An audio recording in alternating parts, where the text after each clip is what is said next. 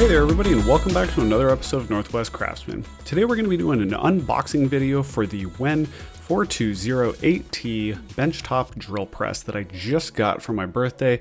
I am so excited. I've been needing a drill press in my shop for a while, and now I've finally got one. And at least at the timing of this video, it is also one of the cheapest drill presses on the market at about $106. Alrighty, let's dive in.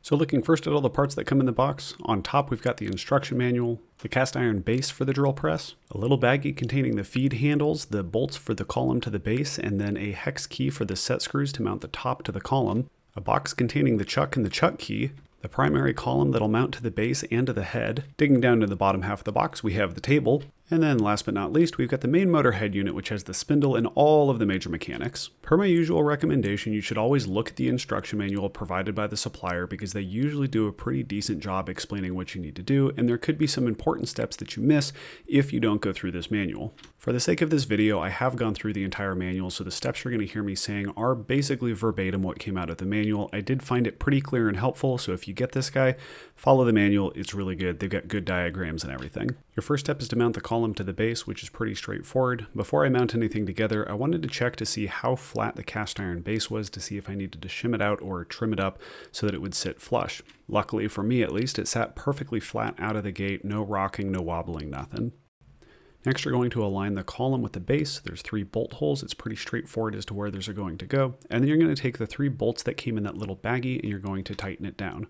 The directions call for you to use an open wrench or a crescent wrench, however, a 14mm will also work. Next is installing the table on the column. All you're going to do is unwrap it and then slide it over the column. If for some reason the jaw is not loose enough to slide over the column, go ahead and loosen the screw that's on the left-hand side so that it'll slide over, and then you can tighten it down so that it grips on. With the table in place, we're now ready to mount the head unit or the main mechanical unit, whatever you want to call it. It basically houses everything else that's in the drill press itself. You're going to notice that in the bottom there is a little hole that is going to slide over the column. Go ahead and unwrap everything and then carefully lower this into place. Be careful because it is kind of heavy.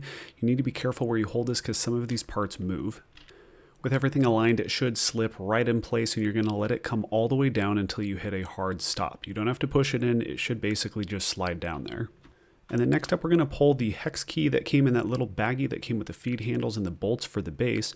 This is going to be to tighten the set screws on either side of this head unit so that it can't spin and rotate. Then the last component that comes in that little baggie are the feed handles. These are going to go into this little spindle that you see right here. Basically, it allows you to actuate the head of the drill press down.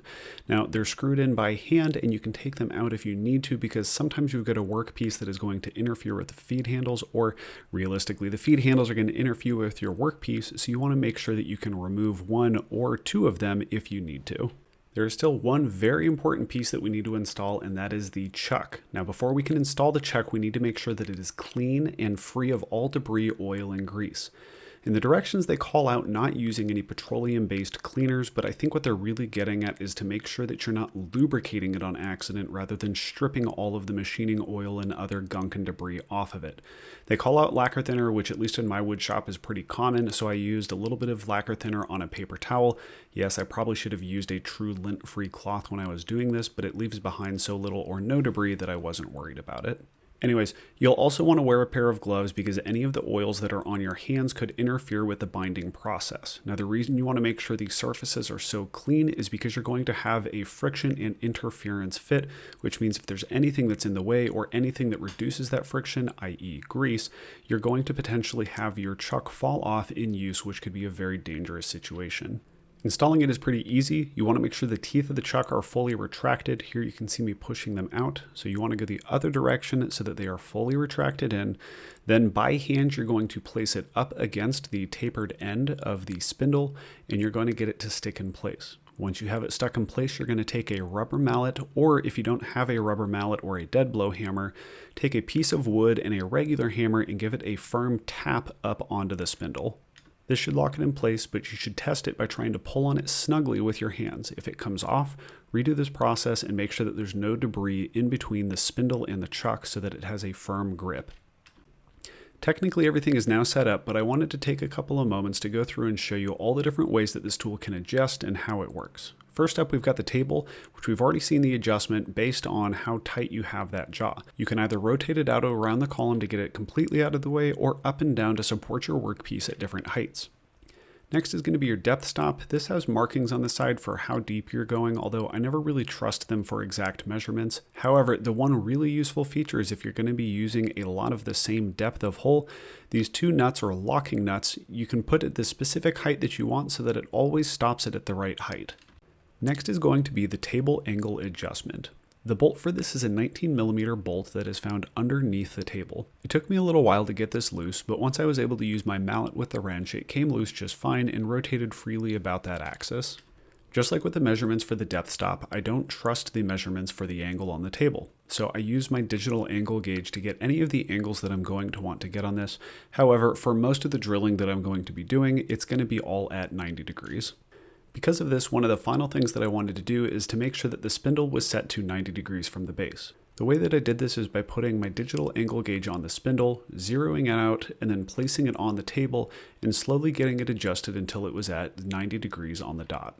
Theoretically, I'm going to need to do this every time I want to adjust the angle on the table, but that's fine because again, most of mine are going to be at 90 degrees. Next up is the power on test, and again, you always want to flick it on and off quickly because if anything's going to go wrong, it's going to go wrong when you first turn it on. When everything looks good, go ahead and turn it all the way on and let it stay on so that you can see how well it works.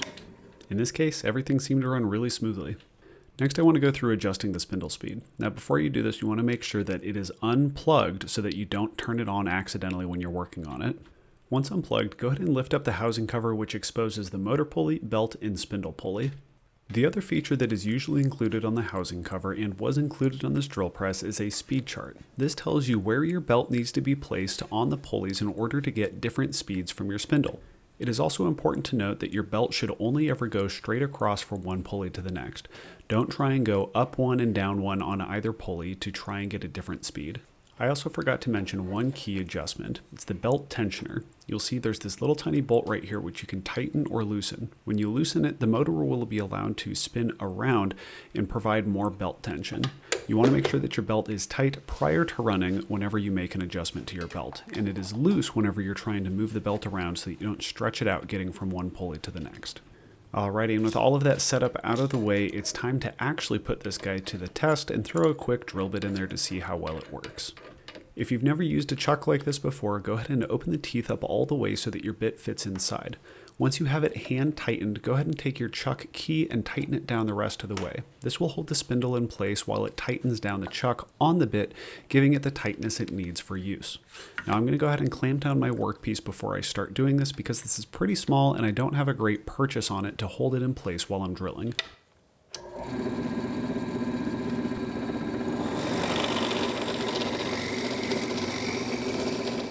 Well, aside from my bits being more dull than I expected them to be, this worked smooth as butter.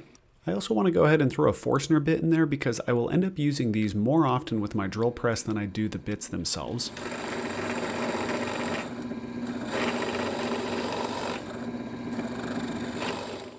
Alright, and it may not sound like it, but I am so stinking excited to have this thing in my shop because this is going to beat the pants off of just trying to use my hand drill anytime I want to try and put a hole in something. Well everyone, that completes the unboxing, setup, and initial test for this WEN drill press. I'm really impressed by it right off the start, but the true test is going to come over the next couple of months as I get to use it more often on more of my projects. Well, thanks for joining me today, you guys. I really appreciate it. If you have any questions or comments about this tool, please put it in the comment section down below. I do read all of the comments that are put on any of my videos and try to respond back to every single one of them. So if you have any questions, I would love to hear from you and I'd love to try and get back to you. If you like the kind of videos that we're producing here at Northwest Craftsman, the best way to support the channel is to like, comment, and subscribe to the channel. I love having you guys around and I love seeing people commenting on the videos consistently, so thank you guys for being around. I really appreciate it. You know who you are. Just honestly have loving you guys around the community. On another note, if you want to buy any of the stuff that we have in this channel, in every single video I put links to the products that I used in this episode down in the description. Now those are affiliate links to Amazon, which means that I get a small little kickback on that at no extra cost to you, and it helps to support the channel and helps me to put these videos together and helps to get great content for you guys. Anyways, thanks again for being around. I do really appreciate having you guys here. Happy woodworking. See you guys next time.